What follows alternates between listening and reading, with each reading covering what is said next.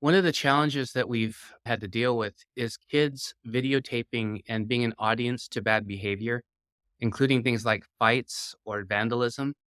And so we are holding our students responsible now for being bystanders. If you're watching something and not talking to an adult about it, then you're responsible and you're culpable. You're listening to the smartsocial.com podcast. I'm your host, Josh Oakes. This is our District Talk segment where we interview district leaders to learn how they're keeping students safe on social media so those students can someday shine online. Now, let's get back to the interview.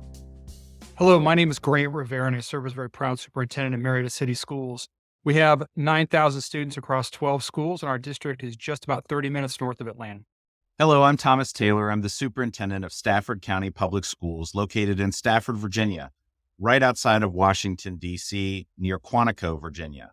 We serve 32,000 students at 35 school sites and 33 schools. My name is David Miyashiro. I'm superintendent of the Cajon Valley Union School District in the eastern region of San Diego, serving 17,000 students across 28 schools. How have you been successful in increasing parent engagement to help keep students safe on social media? Each year, we will host family engagement sessions, and they're specific to students in internet safety.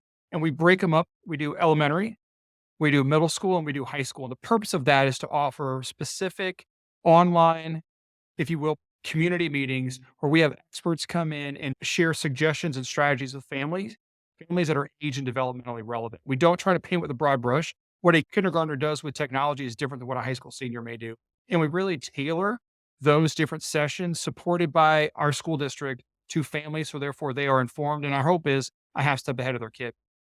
Well, I think that there is no one singular approach that works. There really needs to be a multimodal approach or a multifaceted approach to parent engagement on this topic. As much as I would love to say that we should be engaging our students and parents in the platform that we're trying to teach in, a lot of our parents aren't ready for that. So creating face-to-face outlets to have conversations about social media and technology tools and how they might be useful in the classroom and in the learning space has been just as important as trying to engage on our social media platform. In the area that I live and work, we are the largest employer for 50 miles in any direction. We're a big entity. We have a lot of moving parts and a lot of moving pieces. We have a huge social media following. And I would say that even with that large social media following and that our parents are paying attention to our social media, it's often important to have that face-to-face touch with the parents that need additional support in this space. Even though we are in very crowded Northern Virginia, surrounded by the nation's capital and all of the drama that comes with that, having that extra personal touch and having that extra connection in a face-to-face environment has been just as important as connecting in a digital platform. Parents have really liked to be invited to events where we talk about movies like Screenagers or vaping or things that they might not have access to in terms of advice. We work closely with law enforcement. Our sheriff and police department come out regularly with the district attorney to have conversations with parents about things they should be worried about and concerned about and how to be nosy in a positive way with their kids. It's not being nosy, it's caring. And that's something that parents don't always see as an option for them, but we're showing them that that's what we do at school. We probe, we want to see what they're doing. And when they're not doing things correctly, we bring them in and we talk to them about it. Are there any stories that might come to mind about any social media incidents you've been able to get in front of or maybe even avoid by being proactive? As I reflect on how we've leveraged social media to be proactive, for us, it's about making sure that our students and our families have access to resources out in the community. We're a district where 67% of our students are on free and reduced lunch. We have a high homeless population throughout our community. And for us, we leverage social media in a way that allows families to get connected to community resources. We don't want our families struggling to find the resources that exist a half mile from their front door. And instead, we leverage social media as a tool to make sure they know what's available and where. And we see ourselves as an extension of those community resources through social media. I would say last week I had a pretty significant community event that happened where our law enforcement engaged with some kids in our community. And we started off the day knowing more about the situation than we would have without social media and without a lot of concerned adults and a lot of concerned community members communicating with us. It was a huge help. We were able to provide a lot of support and to prevent some really negative behaviors from manifesting in our school environment, thanks to the fact that we are clued in and that we're connected and we are a part of a bigger community that values other community members so much so that they want to reach out and take information that they see that's concerning and communicate it to the school so that the school can be an active part in helping to put our kids on the right path. One of the challenges that we've had to deal with is kids videotaping and being an audience to bad behavior, including things like fights or vandalism. And so we are holding our students responsible now for being bystanders. If you're watching something and not talking to an adult about it, then you're responsible and you're culpable. And parents really have been responsive to that because what happens is if there's no audience, kids are not going to want to fight. They want to do things for attention and for the posts. And if those things are removed, then student behavior actually gets a lot better.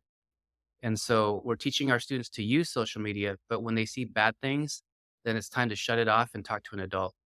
Let us know what's going on. What would your advice be to other educators or other administrators to work together to create a culture of digital safety and responsibility in their schools? I think for us around digital safety, we have to first empower students to understand guardrails. Listen, there are distractions, and how we help students understand how you can leverage a device and connectivity and ultimately online resources in a way that supports learning is one conversation. And I also think for families, we have to acknowledge that not all families are connected equally and in the same way. So therefore, they may need more help and support around finding those types of guardrails that exist. I mean, I'll be honest with you, as a superintendent and a dad, like I'm right now trying to figure out Google Family Link as my kids want to go further in leveraging their device and their Chromebook. So I think those are all conversations for children we model and for families we teach. I cannot extol the benefits of having a third party partner in this space. We can't do this by ourselves. And although we work with organizations like Common Sense Media and other groups, and sometimes we take some of those materials and we try to Staffordize them to make them fit our community a little bit, having expert help matters because we don't know everything. And for us to stay up to date with everything might be a heavy lift. And having the courage to not be afraid to engage with others who may have more expertise in this space has been a real game changer for us. Mine is a community that values safety. I am right next to an FBI training center and one of the largest Marine Corps installments in the world for the United States Marine Corps, and right next to the nation's capital. And safety is a primary concern. We have a growing cybersecurity industry in our area, and there's a lot of people that are invested in having a safe learning environment that is the in-person learning environment and having a safe digital learning environment as well. So having to convince people that safety is important is not a challenge in my community, but I still see that there's sometimes gaps in the execution. And so one of the things that we aim to do is to try to identify those gaps and find experts who can help us close some of those gaps. And whether that's in the social media space, whether that's in the connectedness to constituent space, or whether that's in the cybersecurity space and in the privacy space, we try to find and enlist partners to help us in every aspect of the environment that we're trying to create. Just like the oxygen mask comes, put it on yourself before you put it on others. We have to be the best models and exemplars of what good social media and social engagement online looks like. And that doesn't mean not having an account. That means we expect our employees to have an account with Instagram, Twitter, Facebook, LinkedIn, wherever they are, and post things that they're proud of, highlight positive examples of things happening in their schools, and then to support others in the online space. If teachers and staff are doing that, showing students how to behave, then students can enter that space and be in community with us. And that's an expectation. What is your biggest social media concern for the future? My first concern is simply around school safety. And that is we know, and I say this as a former high school principal of 9 years and now a superintendent of 7, that oftentimes there is misinformation that gets passed on social media and otherwise that creates fear, confusion, and misinformation for kids, for families, and certainly for staff. I think the other dynamic that I care so deeply about, not just as a superintendent, but as a father of children in our district, is how do we help children guard and protect their social emotional well-being? I don't want my fifth grader defining her worth based on pictures on Instagram and comparing herself to the kid next door or the celebrity in LA. That's concerns that I have about how we wrap our arms around community, walk arm in arm with parents to make sure we're accomplishing both those ends, keep our schools safe, but also protect our children and their well-being. I would say that we have two significant social media concerns for the future. And I would say that they are related. The first one has to do with mental health and addiction. We want to make sure that our kids, when they are connected to any kind of activity, that there's health and moderation, and for them to adopt healthy working and living habits and to have an inner wellness is definitely important to us. And it doesn't necessarily even have to be social media. It can be addiction to other things as well. That seems to be a challenge for us, and making sure that our kids have positive self-image, positive mental health. That's all very important to us. The second thing that is tangential to that, that's maybe a big concern for us now and in the future, is our kids' ability to identify facts and reality, and making sure that they have really sharp skills in honing in on the things that are real and that are verifiable and that they can rely on, from which to base their opinions and their dispositions on their world outlook and view. My biggest social media concern is that we will miss something. Thinking about school safety, and it's on all of our minds all the time. If we say that safety is our number one priority, then communication is the number one tool for that. And social media, as many things as can go wrong with it, we can learn about something and prevent an act or a fight or a vicious act just by knowing. And so we want students to be talking publicly, but also on our back channels too. Funding is difficult across the country. What advice would you give to other districts to secure the funding to create the resources that parents need? That funding across the country at times can be difficult. And certainly now it's even more complicated because federal money that we might have gotten through ESSER funds and CARES funds is now sunsetting in the coming months in September of 2024. But truth be told, your time and your money are a reflection of what you value. If you value internet safety and student well-being, then you will prioritize your resources accordingly. Yes, there may be different partners out there in the form of philanthropic partners or otherwise who want to support us in this work. But if it matters to you, then we find the money to make it happen. I think that's really the responsibility we have as educators. We cannot sit back passively and wait for this thing to figure itself out. We're going to have to take a proactive role. And in taking a proactive role, that means that we have to align our time and our money accordingly. Funding is a real challenge for Stafford County. We're actually one of the worst funded school systems in Virginia.